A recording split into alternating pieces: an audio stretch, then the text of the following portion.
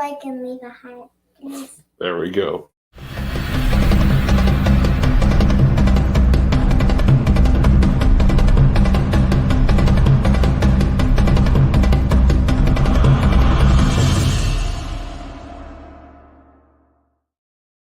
Hello, everybody, and welcome to the Vidor Locksmith Show. I'm your host, David Gibson. We are so excited for you to be here with us on this Friday, where we are unlocking the secrets to the oil and gas industry. One interview, one technical presentation, and one technical screw up at a time. I'm looking down at my soundboard to make sure it's actually on. So, guys, let me know if you can actually hear me. Please let me know where you're watching from. Love to be able to give everybody a shout out here on this show. It's been an absolutely amazing week. We just wrapped up the IADC SPE conference, drilling conference in Galveston. I got to be there for about 2 hours and then had to turn around and drive back home because this week also my kids had the science fair. So I got to present, or I wasn't the one presenting, but the paper that I was a co-author on got to be presented this week. So it was really exciting. First time for me to be an author or technical writer, anything of that nature. Very, very, very first time. So big thanks to my co-authors for allowing me to be able to be a part of that, and for Mark Wilworth to being the one who presented. And in absolutely amazing fashion, they actually couldn't get the audio-visual stuff to work at the conference. And so they had already gone past the time allotted for the very first presenter, Greg Payette from ExxonMobil. And while still trying to get it to work, Mark just said, "Hey, I'll present without slides and do it all from memory," and got up there and did it. And he got about halfway through, and then they finally got a laptop and the screen working, and so he was able to finish with all of the slides to the presentation. But it was absolutely amazing. One of those things that you don't see happen very often. So it was a lot of fun to be able to be there and be a part of it. Wish I could have stayed for the next couple of days. Obviously, a lot of really good papers that came out, a lot of really good discussions, and obviously a lot of people that I know just didn't get the time to be there and be able to spend time with everybody. So people watching today, we've got Mr. John DeWart, says he's in Houston today after conference that we were just talking about. Ibrahim says he's tuning in from Belgium. All right. Omar tuning in from Los Angeles. All right. That's not a typical place that we have people tuning in from. Jesse Meyer ThoroughBond. I don't know. Sure.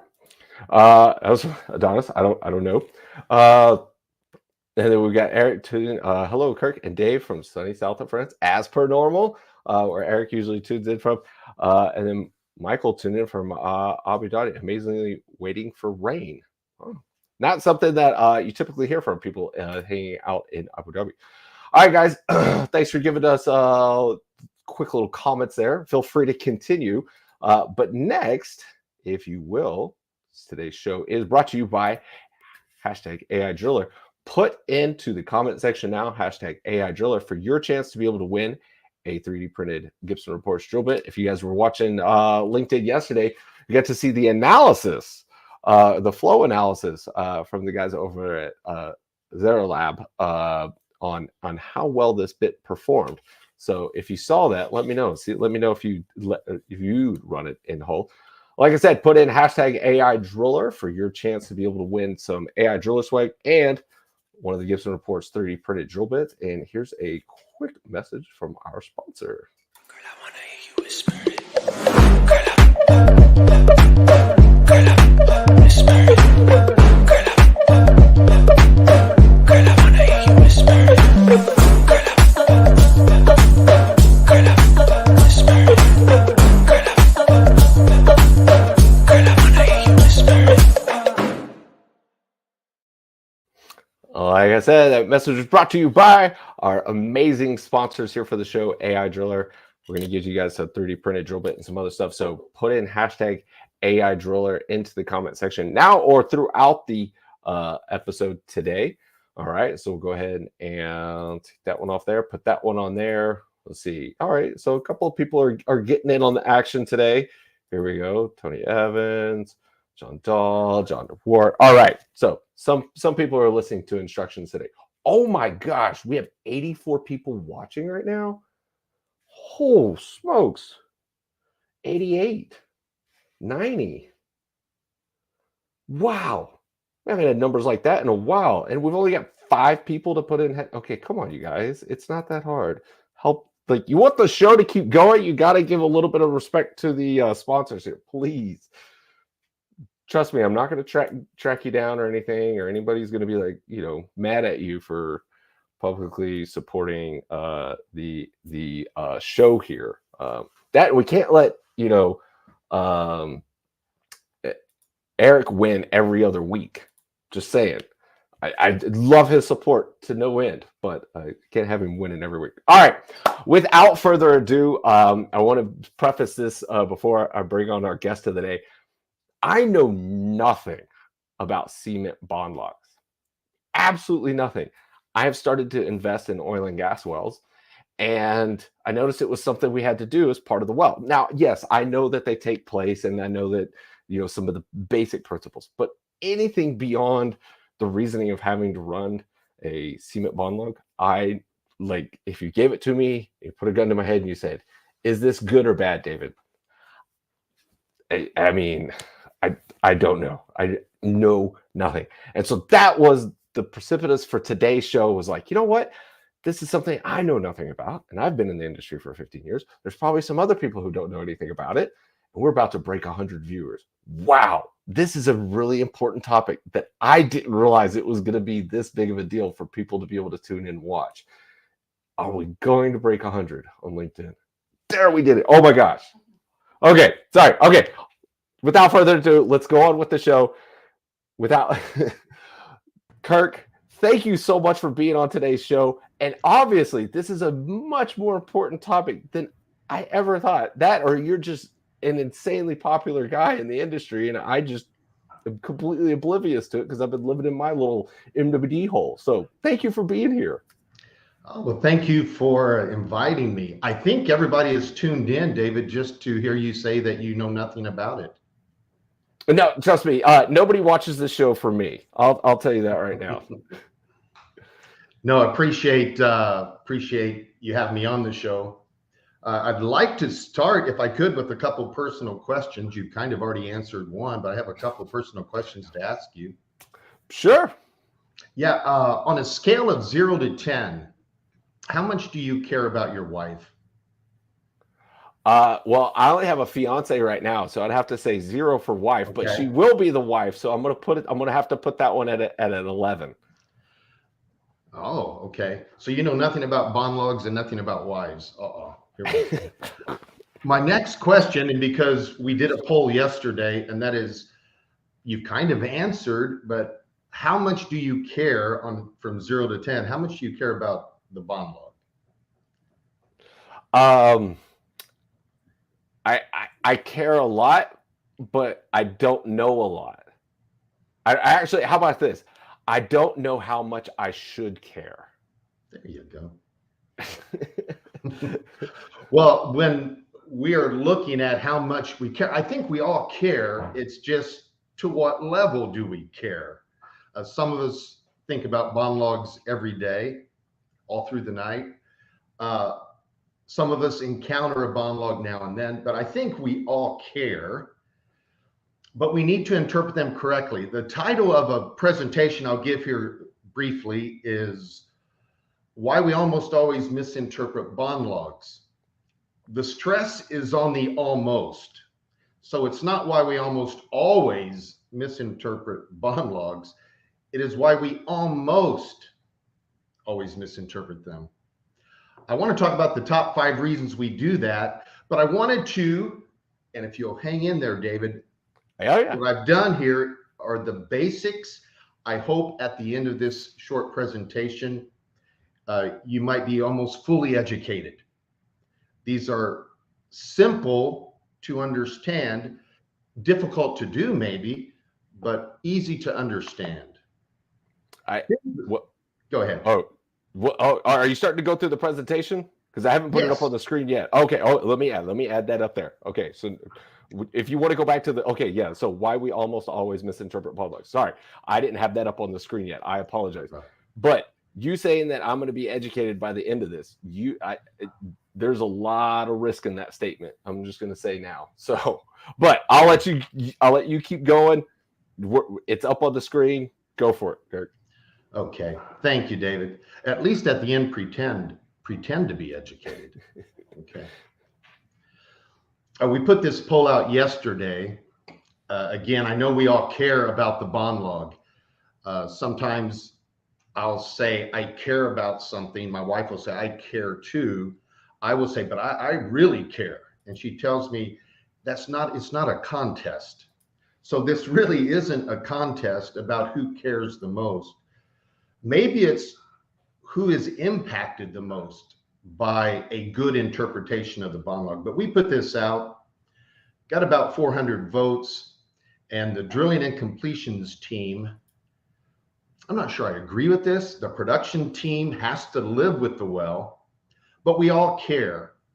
The reason that we all should care is because the bond log touches every aspect from when we start drilling to when we abandon the well.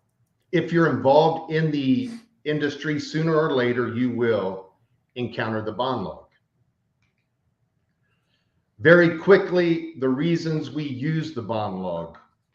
We isolate the wellbore for a number of reasons, and we use it to plug and abandon where we cut and pull, or if we're going to sidetrack, or do we have well integrity to abandon the well?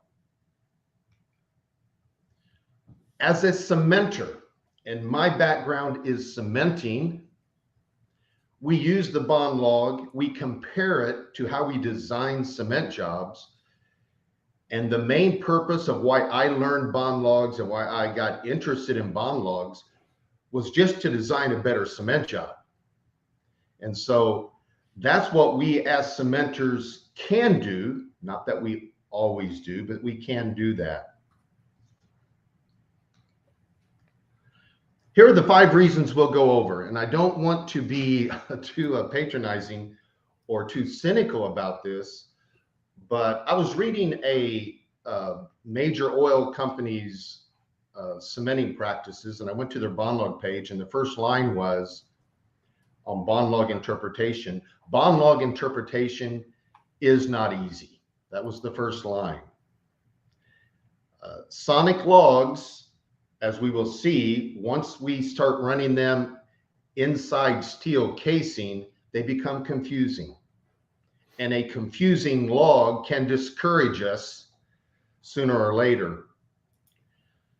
Another reason why we misinterpret is because this is a multidisciplinary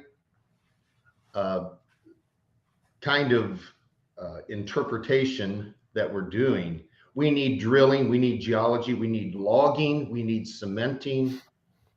We need to know about those things. And so we're not always cross-trained. Often we don't have enough information to really interpret the log correctly. I'll put out some posts on LinkedIn and I won't give all the information. And I know it's not right to do it, but I put it out there and very quickly someone will say, you're not giving us enough information. We interpret fast. We like, sometimes we're asked to interpret fast. Years ago, I worked in-house at Esso in Australia, at Exxon. And part of our process, I would be called into the office. We were on the critical path to interpret bond logs. And so I would be called into the office 3 a.m. and we have to make a call pretty quickly. And so sometimes if we do make it too quickly, we can misinterpret. Got to be careful with that. And then we don't interpret every day. And this type of exercise, interpreting a bond log, takes a lot of experience. It takes repetition. We'll see that as well. So here are the bond log basics. We won't go into ultrasonics. If you have a question about ultrasonics, we can, or any other new technology. I'm showing a probe radio CBL tool here. We have a transmitter. We're making a sound with the transmitter. It's an audible sound. If you have good ears, the frequencies that we're hearing downhole, you can hear them. And we pick that sound up. It's going in all directions. We pick it up at a 3-foot receiver and a 5-foot receiver. For the probe tool, the 3-foot receiver is actually 8 separate radio receivers that we're listening for sound on each side of the casing, or each side of the wellbore, trying to determine where directionally is it bonded, good or bad. The principle is very simple. When we're sending this energy out and it's traveling down the casing is vibrating, it's excited, it is ringing, you might say. And when we put cement around it, it stops. It quiets the sound. It attenuates the sound. So when we hear loud sounds, we do not have cement. When it's quiet sounds, we do have cement. Here's a bond log tool. This was taken some time ago in the Schlumberger facility in Laredo, Texas. We have a transmitter on the right. Again, it's making an audible sound. The sound is a clicking sound. It's created by the contraction of a crystal through electric line. Electricity excites the crystal, contracts it, it makes a click. That's the sound it makes. And that sound is picked up at the 3-foot receiver and the 5-foot receiver. The neat thing, or the crazy thing, we're talking about sound waves, and what we get is a picture of sound waves. But those sound waves represent this wellbore. It represents the casing, the cement, and the formation. Those are the things we're actually trying to see. So when you interpret logs, you have to use your imagination a little bit. You don't see sound waves, you see rock, you see casing, you see fluids, you see channels. So we switch from sound waves to an actual wellbore, and the wellbore consists of the fluids, the casing, the cement, the formation, and the bonds between each of those. So we vibrate that casing with a sound.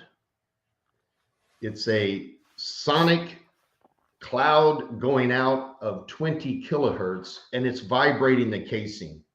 It's kind of like going out and really just kind of tapping on the wall, trying to find what's behind that wall. And so I just show it where we're just kind of hitting it with, we're creating a vibration. The vibration could be like a bell ringing. It sends a sound wave out. Imagine the red line is a soundproof. We have slots in the logging tool so that the sound will travel faster out down the casing to the receivers than it will through the tool. So it goes out. Sometimes it doesn't come back, I guess, but mostly it comes back, and we pick it up at the receiver. The sound going in all directions, the receiver picking up in all directions. But when we have the radio receivers, we pick them up in 8, 6, we even have high definition 16 places around the casing. I'll use a few words. One is amplitude. It is the height of the wave peaks. We usually think of amplitude as the first arrival, the first peak that we hear at the receiver. We talk about attenuation. That is the opposite of amplitude. It is, instead of a loud sound, attenuation is the quieting of that amplitude, the damping or quieting. Probably better put, it's when you send a sound wave out and it's big and loud, and it comes back small and quiet. That is attenuation. And then we have what I call resonance, or what we call resonance, and that is the lengthening of the wave. It's that when you ring a bell, it's not that initial ring, it's that vibration you hear. Or when you yell out, it's the echo that returns. And so we look at the sound waves and we send the sound wave out, we pick it up at the directional receivers. In this case, this is a radial bond log, and this is the log we get. Now, I started at Halliburton. It's pretty interesting because Halliburton trained me. Halliburton is an excellent company, and the training that I received, I believe, was just exceptional. I don't know if Halliburton still does, but when I was working at Halliburton, I first started as a cementer. I went out as an engineer, and my job, it was a slow time. My job was just go to rig and try to find some work. And so I remember going to one rig, and they were getting ready to do some acid work, and so I just asked for if they needed any acid pumper out here, and they said, well, first of all, I want you to look at the bond log. I said, oh, okay. I had no idea what a bond log was at the time. And so I went into the doghouse, and they said, take a look at this mess. Look at the mess. Look at the well you cemented. It's horrible. And I looked at the log, and I had no idea what I was looking at. I was looking at something like this. And in those cases, you just say, yeah, boy, wow, that's something. And he said, you're asking for acid work and you can't even cement a well. Get off my location. And so I got off his location, and you never forget that. And you promise yourself, when you're embarrassed like that, you promise yourself, I'm going to learn the bond log. And so I went back and I attended 4 classes. Halliburton, I think they probably still do, but we used to intently look at the bond log and train in that area. And I took 4 classes. I didn't get it the first 3 times. David, you'll get it this time. But I didn't get it the first 3 times. The 4th time I went and taught the course, taught it 4 times across Africa. And then you start to learn. And that's where the interest came from. I went back to the office that day, and I looked, and Halliburton didn't even cement the well that I was blamed for that bond log. But that's the way it goes. It did spur me to try to learn the bond log. Here it is. It's simple. If we didn't have a radial log and it was just strictly a bond log, there are only 5 curves to learn. On the radial log, we add a few. The first curve that we have on this is simply the gamma ray. This is the case toe gamma. It just is telling us the natural radiation of the wellbore. We use it, but we use it just to correlate to formations and how they affect the log. Sometimes we'll show the open hole gamma as we correlate to that. Important to correlate to make sure we're on depth. The next curve is the casing collar locator. You can barely pick up there a collar. It is basically a magnet that picks up the larger mass of steel at the collars. We have the transit time. When we make the sound with the click to when we receive it at the 3-foot receiver, that's the transit time. We use that to interpret, but more indirectly, and we use it to make sure we have a good log quality. Here's the big thing we use. We probably overuse it, and that is the amplitude. That is how loud that signal is, that first arrival that we hear. If it's loud, it's poor cement or no cement. If it's quiet, we have cement. That's the basic of it. However, as we will see, it can fool us sometimes. We have the radial amplitudes. We're showing here min, average, and max as we listen around the casing. We have something called bond index, which I will not go into, but I don't like bond index. It is the logging tool trying to interpret the log. And the logging tool often has limitations that don't allow that. And we can set up the bond index in various ways. We can go into the software and make the bond index look good or bad. But bond index is from 0 to 100% is a relative bonding. It's showing here that everything is kind of bad, and that's just not the case. We have the cement map, which is a graphic display of the radial amplitudes. And so it shows around the casing from the top of the wellbore, 360 degrees, what we look at. And then we have the VDL. This is the waveform, depth versus time, as the sound waves coming into the receivers. This is measured, or this is displayed at the 5 foot with the 5 foot receiver data. And in that VDL, you get these casing signals. The casing signals, those are the vibrations. That is the casing ringing or the casing vibrating. If there is weak cement around that, it vibrates. If there's strong cement, that cement holds it in place and quiets the sound. That's the first part of the VDL. The second part of the VDL is the formation. We are picking up a connection to crooked, not straight, but crooked signals. And those are formation signals saying somehow the casing is connected to the formation. It probably is cement connecting. And just very quickly, the casing signals, as we look at those, that's just energy coming down the casing.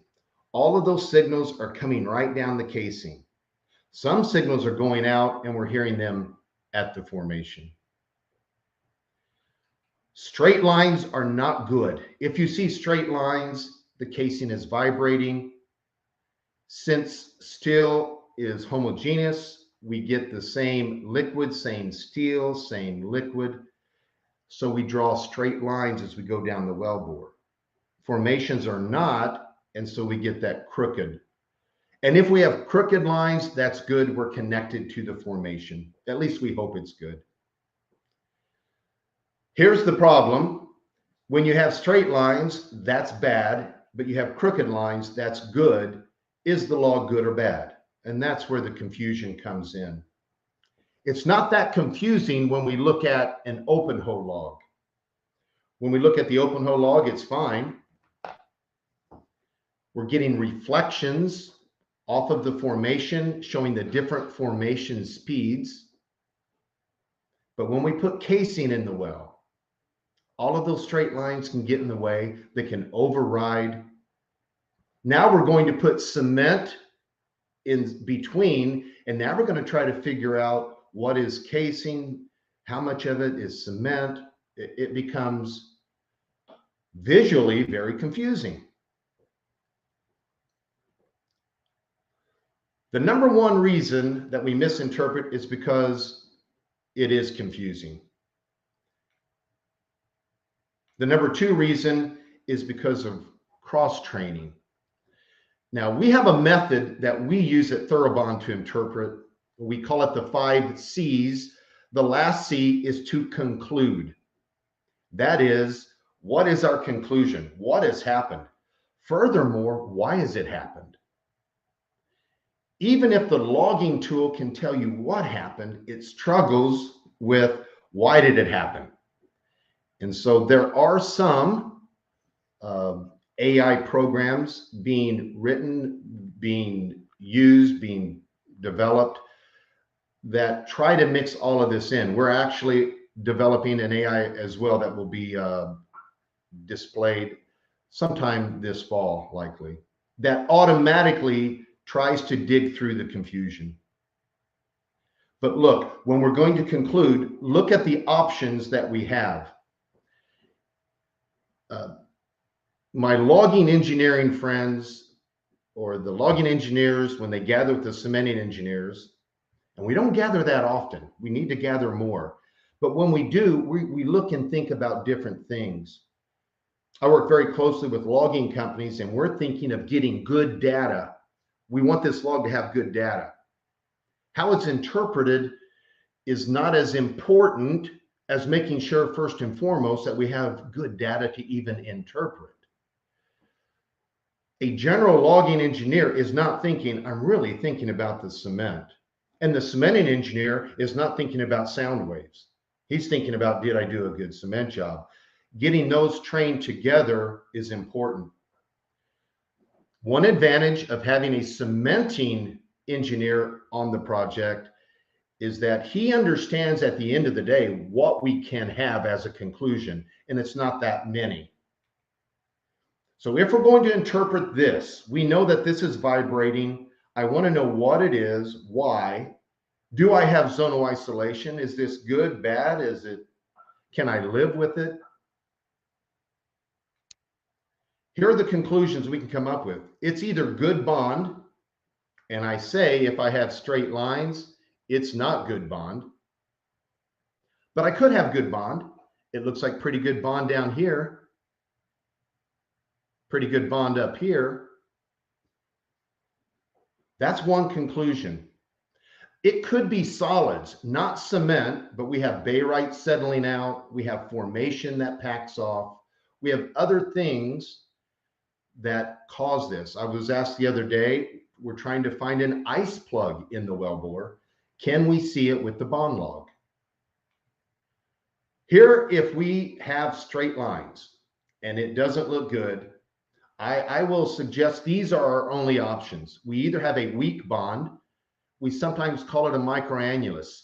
The casing debonds from the cement or is weak, and so it doesn't have enough grip to stop the vibration. Or we have a channel. We can have all sorts of channels, wide side, low side, mud channels, flow channels, but it's a channel. Sometimes it's not a channel, there's actually cement filling that small area, but it is a thin cement sheet, not enough cement to stop the vibration. We have a difficult time getting a good bond log when we have very thin cement sheets. If you're putting 5-inch inside 5.5-inch hole, it's very hard to get a good cement bond log. And then finally, if you have no cement at all.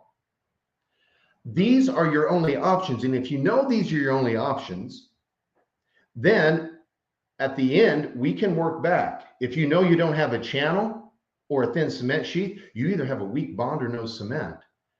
We have to dig down to why that occurs. But those are your conclusions. So we start with conclusions, but we do something called the 5 C's, and it leads to why we misinterpret logs. The first is to construct the well. Then we compare log sections. We correlate changes once we make the comparison. We consider what the wellbore is doing to us, and then we make that conclusion. And again, fortunately, there is a limited amount of conclusions you can have. The third reason we almost misinterpret logs is that we do not have enough information. The first thing we do is construct the well. We want to draw the wellbore like it should have been based upon the cementing plan or the actual cement job. And sometimes we receive a log and we have very little information about the wellbore.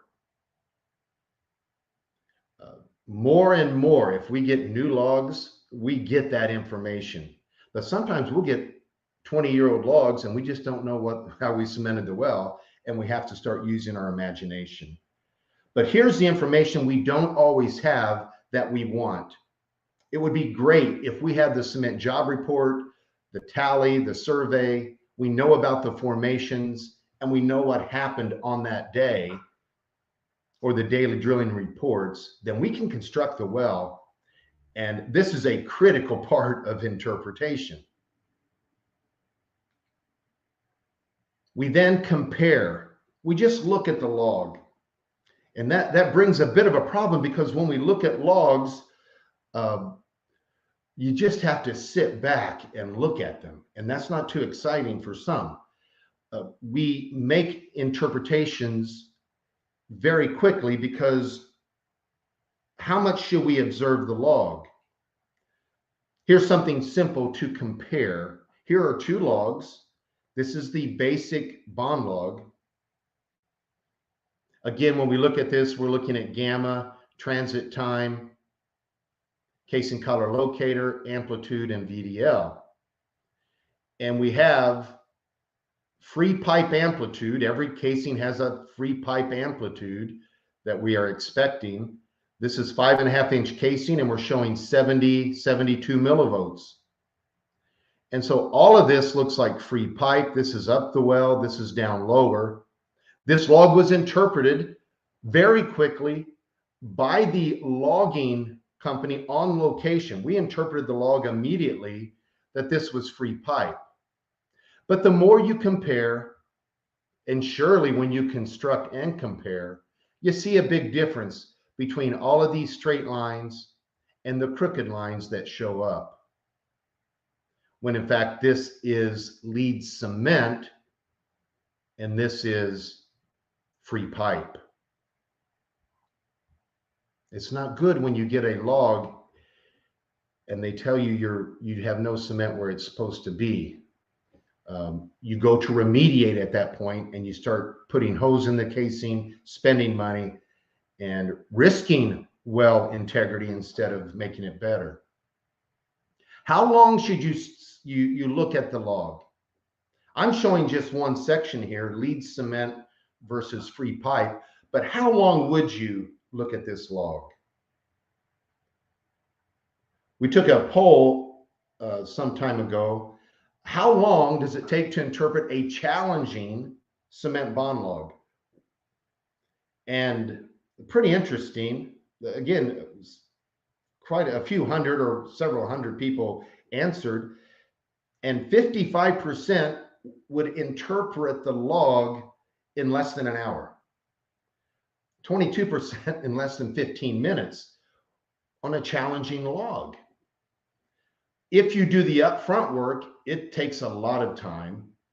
If you do good observation, it may take more than an hour. And so sometimes we interpret too quickly. The more you observe, the more you will see. If you just observe amplitude here, we misinterpret. If you construct the well and you observe it, we ultimately get a very accurate interpretation. The third C is to correlate. That is looking side to side once we get the change that we see. And here's an example. If you look at what we were just seeing here, you will be able to correlate. We go up and down, we stop here, we go over, and we'll start to see that this is going to correlate almost perfectly with the change in gamma as we go into a sandstone. And so we can learn that this is likely caused by either likely influx of the formation, or some other property of the formation that's causing this issue. And so we correlate, continually correlating. We go from observing, which is not mindless, but kind of mindless. You just observe. Sometimes you go into a total trance looking at these sound waves, but you're just observing. Correlating, you start to use your brain of where do we correlate to what's happening in the wellbore. Here's a good example. If we had time this morning, David, I would have you just observe this for an hour. That would be kind of your penance for a career bond logs. But if you look at this, just observe it, you'll see things. And the more you look at it, and I put up a hazy bond log on purpose, but the more you look at it, the more you'll see things. You'll look up and down. You'll see where it's dark cement and where it's light, no cement. And you'll notice things as we look at the casing signals here. That's the vibration. You'll notice something about how those are positioned. One thing we do, and again, it's cross-training over into centralization. We've learned through some pretty cool ultrasonic logs, this is from an isolation scanner, that if you have a lot of centralizers on the casing, it's pretty straight in the hole. And when you minimize, you start getting narrow areas where it's not centralized. And those areas occur in between the centralizer. And so when we look at the log and we're correlating, we start correlating, wow, how is it I have a centralizer here, a centralizer here, a centralizer here? Then you notice I have a sag point here, a sag point here, a sag point here. And you realize what's occurring is either a channel, but more likely a thin cement sheath, but it starts with correlating. Look at that rhythm that you see. You only get that through observation and then correlation. We can correlate around the well bore as well. And I quickly show that when we do, we can determine gas. This well is leaking gas, and it's leaking. The bright blue is the micro-annulus. It's leaking on the wide side of this deviated well.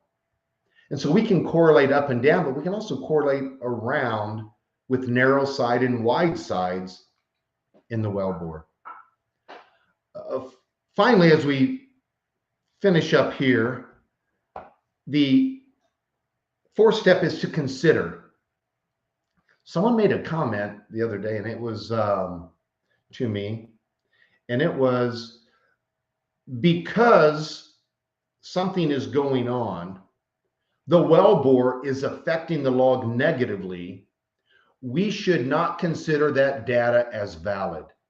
It's confusing data, let's throw it away. The actual interpretation process is when you see that, don't not consider it, but consider it. For example, when you're interpreting a log, do you ever think about failed floats? Because if you have a failed float while cementing, the cement is lifted in the annulus, the float keeps it from coming back in. If that fails, we hold pressure on the casing, the cement sets, we release the pressure, we create a micro-annulus, and the bond log looks bad. Almost every failed float, you'll have a bad log. So when we're looking at a log, we're thinking things like failed floats or pressure testing, because pressure tests will break the bonds, or swapping fluids, or new casing, or centralization. We have 40 well bore considerations, 40 things that the well bore can do to us to confuse us. And so that's what this step is. For example, we consider previous casing shoot. Almost always, you see the amplitude here, the bond is almost always better in the open hole than it is in the casing by casing section. There are reasons for that, but we don't throw away this section, we consider it. And there are various ways we can consider it if we want to determine if there is cement up here or not. We consider the variability of the wave. We consider if we have any attenuation or formation signals. We consider if the casing collar is ringing or if it's damp. There's a lot of things we look at, but this consideration, casing by casing, we have to take very seriously. Don't throw this data away. Learn to interpret that data. Here's another consideration. When we pressure test, in this case, we pressure tested the casing to 3,000 PSI. We released the pressure. The resulting bond log was much worse after the pressure test. We created a micro-annulus. Is that good? No. Is that bad? Maybe.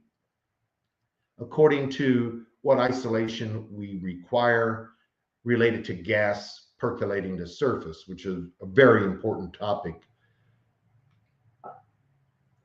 So the 5 C's: we construct, compare, correlate, consider. We already looked at the conclusion.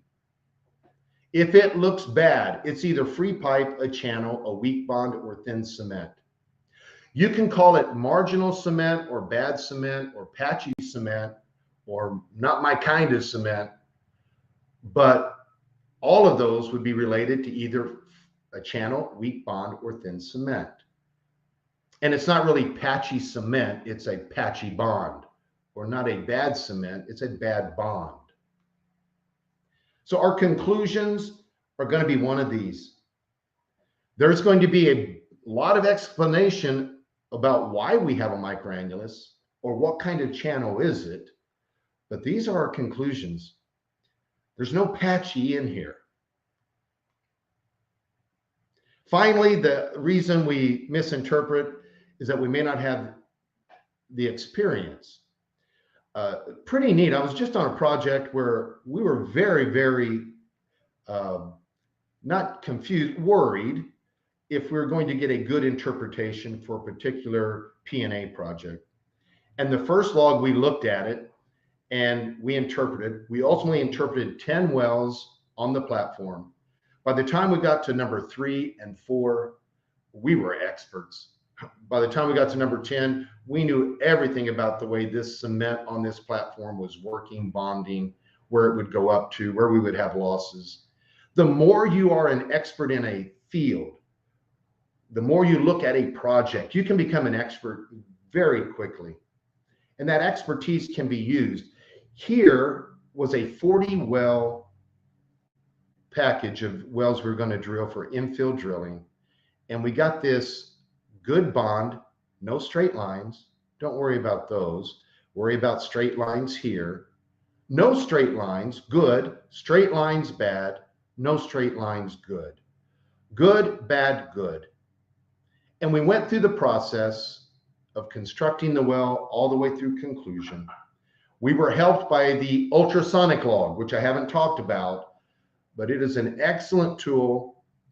Not only does it bring in bright colors, but it gives a very close look at what the material is behind the casing. And here we find it, for whatever reason, empty. We could interpret and say it's just empty, and I don't know why.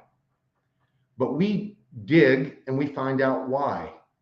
And we find out we have a cross flow by correlating to a gamma, which is a hot dolomite. We have a cross flow from fracture to fracture that's wiping out our cement. 40 wells, we're going to get experience. Here's well 2 and well 3. We implemented a mechanical device to stop the cross flow. And we went to a perfect cement job, followed by another perfect cement job. And ultimately, we're able to cement 40 wells properly because we figured the first one out. And you start gaining that experience. And again, you can become, for your company, you can become a champion. I wanted to close the presentation, and again, thanks for listening to it. But we run bond logs to make sure we have zonal isolation, to make sure our casing is protected from stresses, from corrosion, that we overall have well integrity, that our well bore is secure, our fresh water is protected, no gas coming to surface. And we use it to confirm what P&A plan to make sure we securely abandon wells. We use the bond log from start of drilling wells to the end. They are misinterpreted because we can become confused, mainly because of the steel, but by the entire well bore. We need cross-training. We lack the information we need to even construct the well sometimes. We observe too quickly. When we used to battle out, I like interpreting with a cup of coffee and relaxing. But when we used to battle out bond log interpretations, you would walk into the war room, and before you could sip your coffee and begin to observe, someone had already interpreted the log. usually based solely on amplitude. And so we can go way too quick. And then we don't have the experience. If you're in a field and you correctly interpret the first few logs, you can become an expert very, very quickly. We can interpret fully and accurately. We did a training course a couple years ago. We were going to do it, but then I got a contract with Probe Technologies. And so I went to do some work for Probe instead of doing the training. But one person had already made arrangements. So he was in Houston. His name is Diego Flores. I think Diego's online today. And so during the day, I spent my time at Probe, and Probe was kind enough to give me an apartment for the week. And at night, Diego and I would gather around the kitchen table and we would go through bond logs. Diego has a background, heavy background in cementing. And then we would go out. I remember that week it rained, it was cold and rained, but then we'd go out and eat way too much food every night. And we went through that process. Today, Diego interprets professionally. He's an excellent bond log interpreter, and he does that professionally and trains in that area because he really became and really committed to becoming a champion. And so it is possible, and it can be learned very quickly. So thank you for listening. I'll hand it back over to David if David's still awake. I am still definitely here, still awake, and trying to still understand. But I will say this: I am absolutely blown away by the number of people that we have watching. Uh-oh. Might have a bit of a lag there. Kirk, yes, we definitely have some questions that have come in. Let's go ahead and get to some of them here. So the first one comes in from Jose. He says, is there any consideration interpreting CBL if the well is drilled using water base or oil base? Yeah. I'll ask this question back. Who's that from? That's from Jose. It's from Jose. I'll answer that by asking a question, and that is, does Jose think that we get better results in water-based or oil-based? Well, I will wait for him to be able to respond to that one. What do you think? I am the completely wrong person to be asking any of these follow-up questions to. Great presentation. I think it should be mysterious at most. Okay. While we're waiting for Jose to be able to come back to us on that one. So Eric says, I hope you're going to give us an example of ringing glass. Yeah. We have, I did this, I was giving a presentation in Lafayette, and I took my wonderful crystal glass, and in front of all of AADE, I ring it and it makes a loud sound. And then I wrap it in cement, my hands, and it doesn't make a sound. So it's a great example. But when I was giving the presentation, I hit the glass and it just shattered. So nothing, so my wife doesn't like me to hit the crystal too much. So I do that sometimes, but not today. All right, that's a good one, Eric. And then obviously some of these people know you very well. Say, where is your coffee? Yeah, there we go. So several questions here from Jose, and so hopefully he's still tuned in here. How can you run the CBL, or how soon can you run the CBL once the well is cemented? There was a little bit of a debate there in the comment section, but I'll let you address that one. Yeah, well, the first I'll go back to the oil-based, water-based. We've done some observations or studies, and we see better results in oil-based. There is a concern about oil base. If you don't remove oil from the casing, then you get oil wet casing and the bond is horrible. We know that. But the actual results, I think we drill better well bores, better holes with the oil base, and we get better cement jobs in general. What was the second question? How soon can you run the CVL once the well is cemented? Well, when you're on the critical path, and I kind of still told the story about my time in Melbourne, Australia, but we designed cements where we could go back in. We went in as early as 16 hours. Now, you don't want to do that unless you know you have a cement that's set up and providing bond. I don't want to be too cynical here, but one problem that we have, I think now a little bit more, is we tend to over retard cements. We tend to play on the conservative side.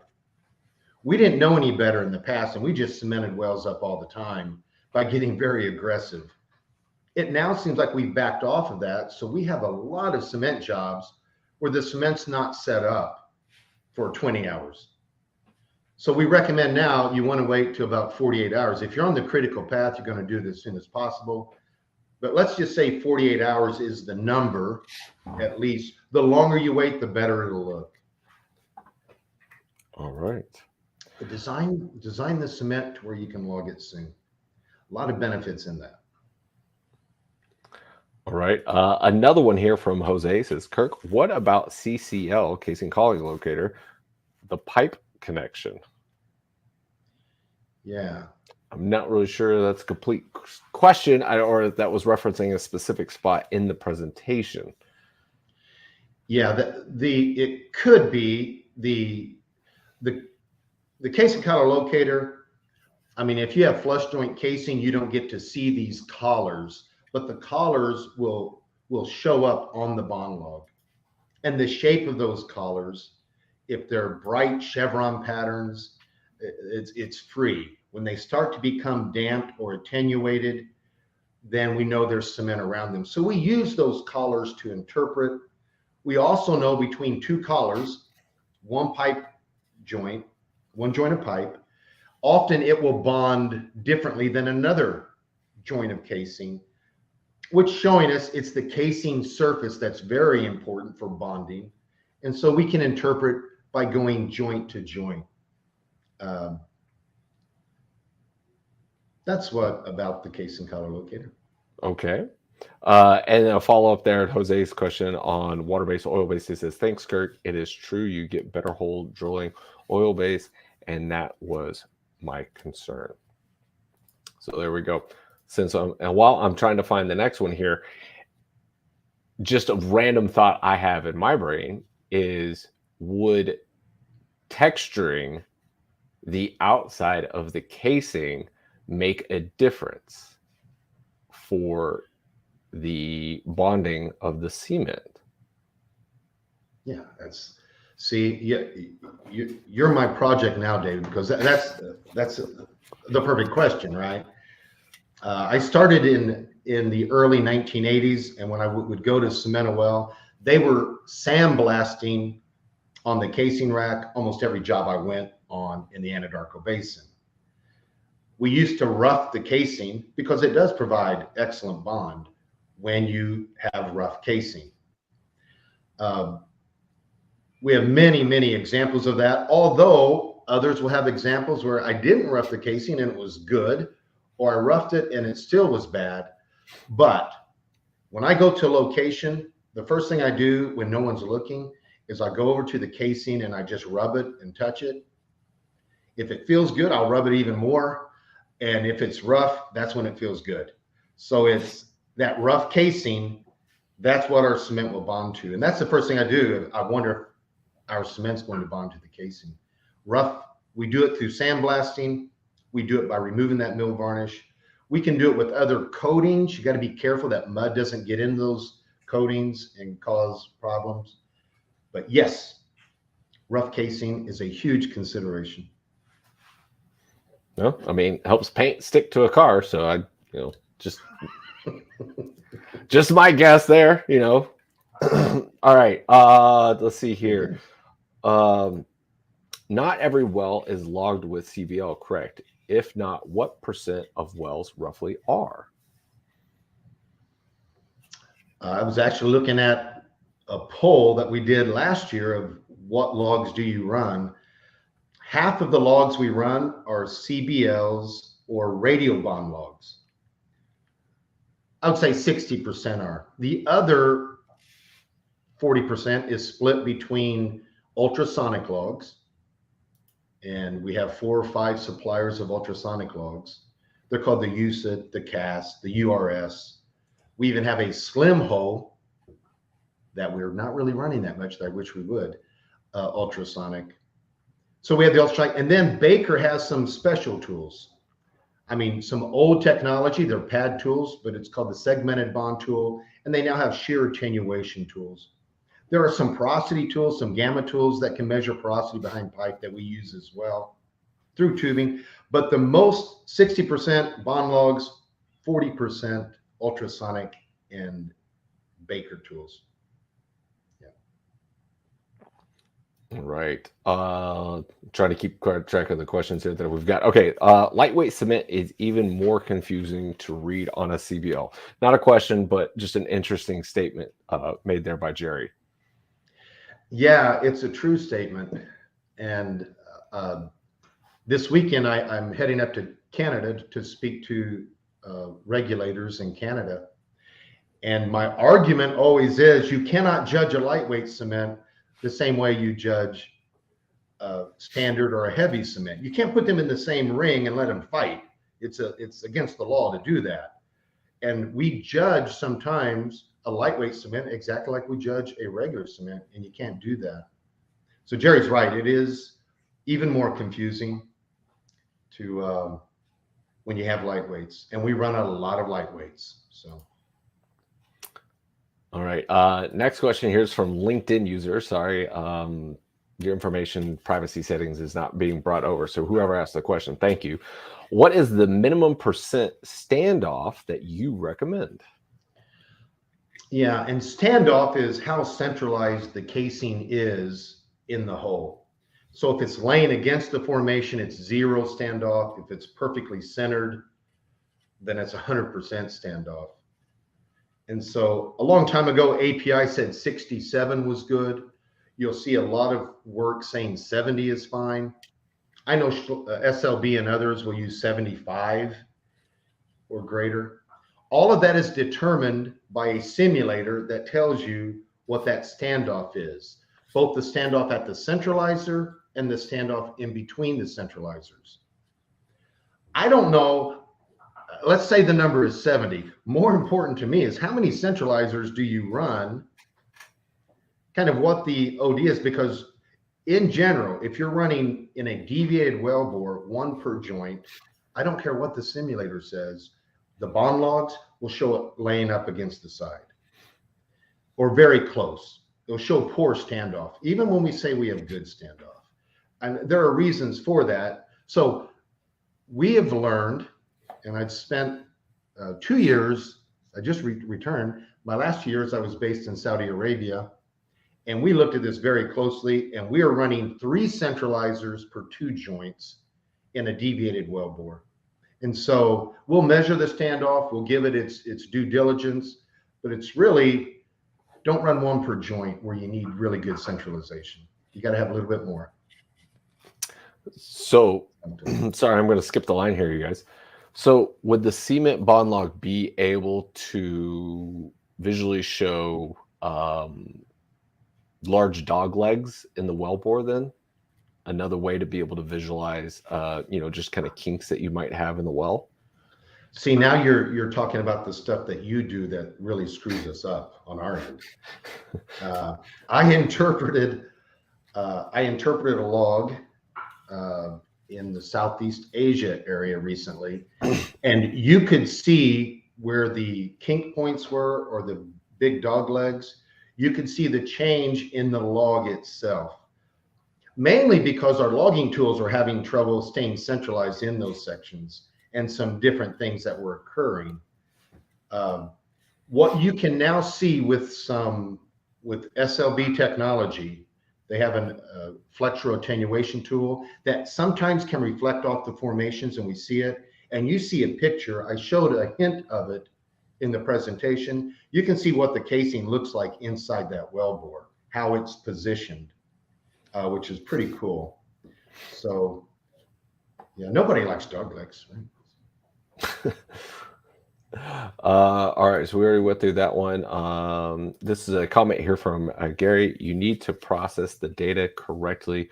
Post-processing may be needed. Absolutely. And Gary is a good friend, excellent interpreter, and I agree with him.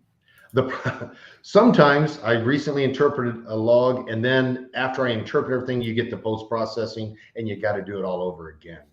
So, yeah, absolutely. All right, back over here. So, John says, to squeeze or not to squeeze, how to qualify sections of casing in a well that can take a punch. Has a question mark at the end of it. I'm not really sure how to be able to, how do you determine when to squeeze? It's a great question. We're very hesitant to start shooting holes in casing, you know.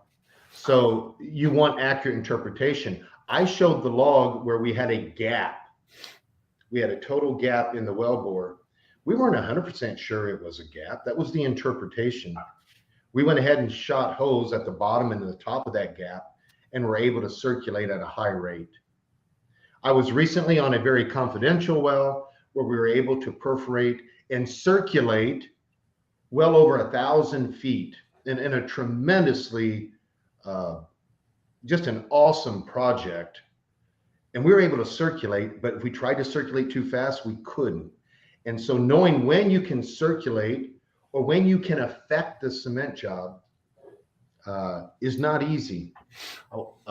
In my younger days, a good way to know is just ask me and do the opposite. If someone would say, can we squeeze this? I would say no, we would squeeze it and we would get a good result. So in my younger days, I was usually wrong on these, and you could kind of go by that. But it takes expertise, and it takes a pretty strong commitment, a pretty good knowledge before you start shooting holes. I've seen many wells abandoned because we started shooting holes, couldn't stop shooting holes, and then couldn't fix all the holes. So be hesitant to squeeze. Yeah. All right. Next question here from Mr. John DeWort. What is your view on including swell ball packers to mitigate occurrence of micro-annuluses? Yes, it's just such good stuff because, yeah, again, years ago when we were sandblasting casing, we weren't even that worried about sustained casing pressures or gas percolating up the well. We used to argue there was never enough flow to make any difference, so don't worry about it. But we worry about it now. And wells are being shut in.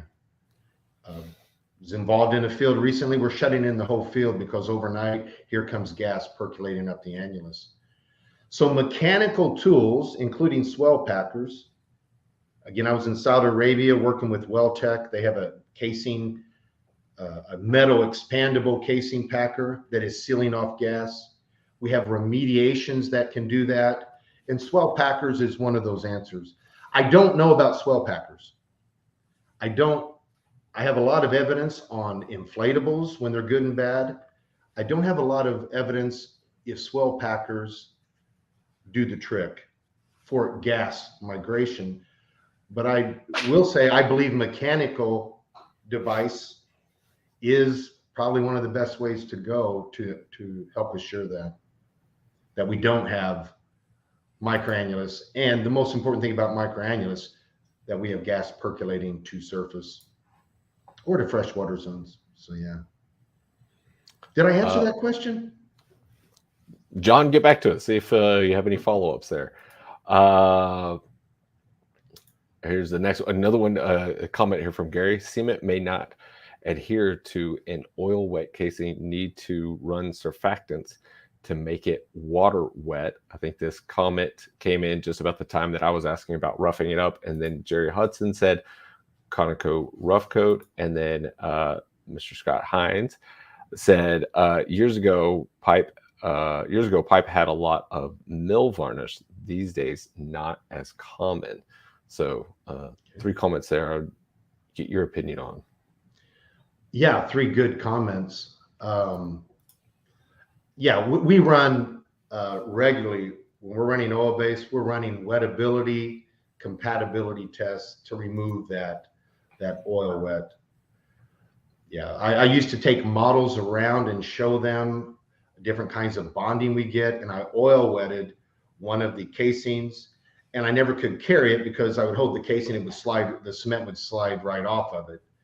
So if you have oil wet, you've got problems of the casing.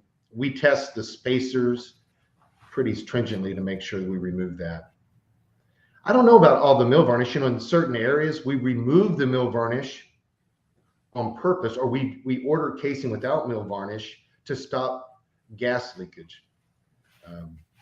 During my time when I worked at Talisman and Repsol, we have best practices where we would run without mill varnish. So I touch a lot of rough casing, but I know we still have mill varnish out there. Sometimes it's smooth. All right, so follow up there from John says, yes, good answer on the micro-annuli closure. So I think we hit that one just nailed on the head. And another follow-up comment here for what we were just talking about with rough casing. I am more drilling side, but we have analyzed the breakover of the benefit curve from external texture casing to friction factor, especially as the inclination increased, especially in horizontal wells of 20,000 foot or more. So brings up a good point is, you know, being able to actually get the casing to bottom is an important thing. So yeah, pretty interesting how all of us get together to construct this well, and there are competing or risk factors or risk assessments involved as you do these things. So very interesting comment. All right. And then next one here, we've got Danilo says, hi guys, could you suggest the ideal procedure and tips to achieve the best cement compressive strength result? Thanks in advance. Yeah, we like strong cement, I think.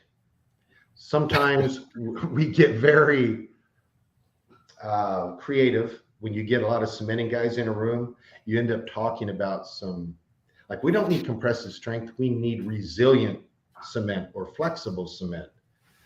But I see best bond log results the stronger the cement is.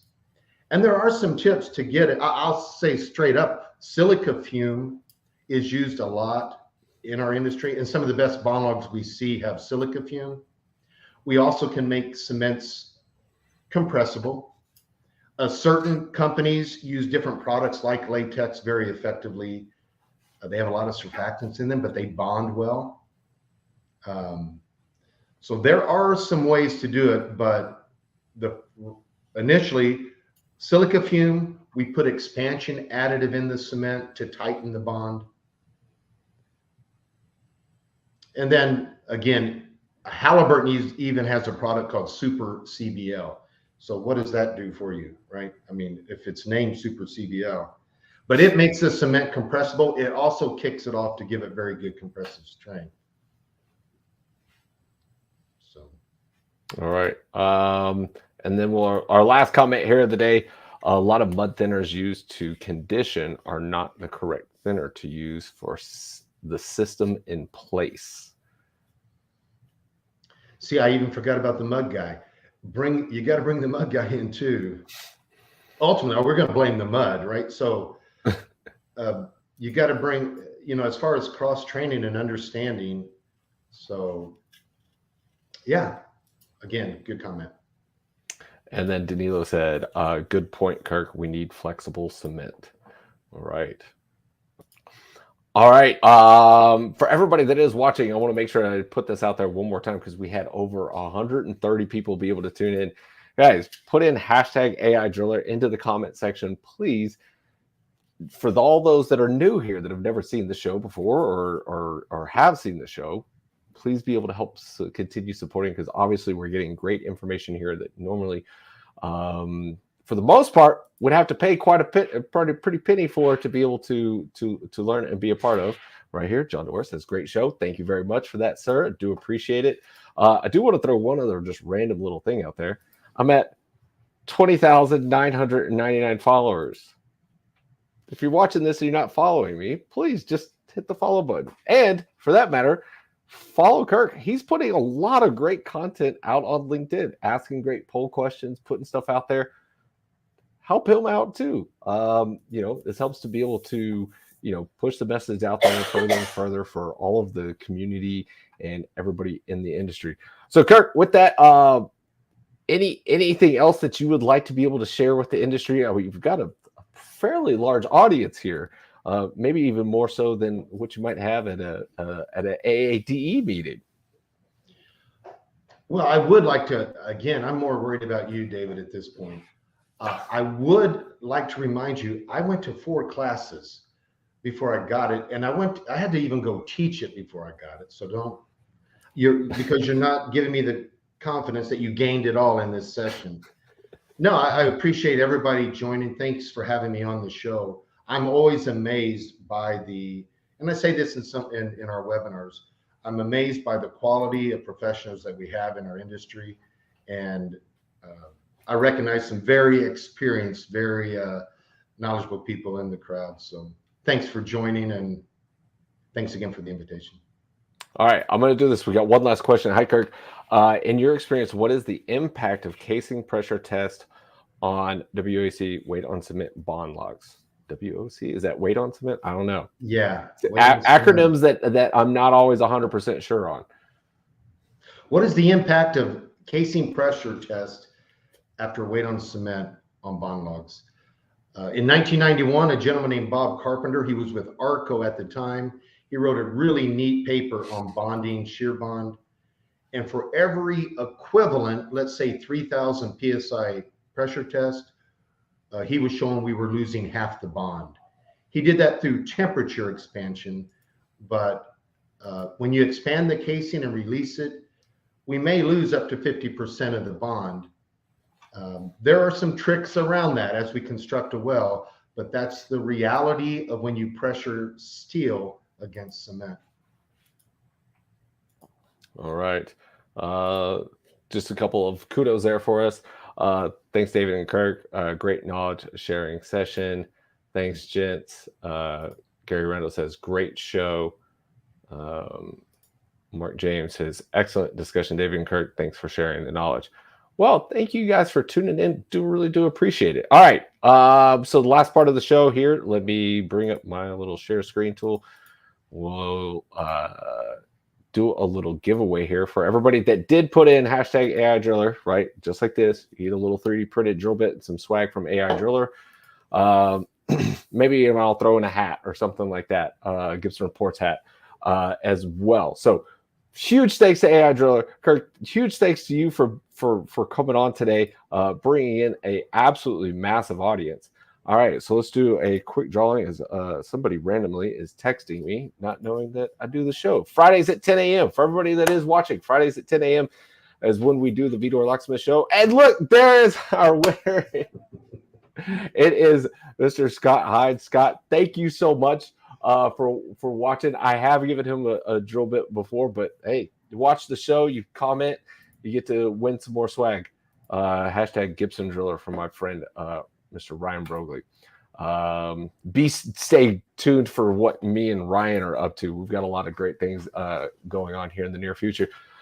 Kurt, once again, thank you so much for being on the show today. Really do appreciate it. That's all I've got, everybody. Thank you guys for tuning in. Do appreciate it. And like I said, hey, give me a follow. We're at 20,999. I need to hit that vanity metric by just one. So please give us a follow there. And where's my other little thing?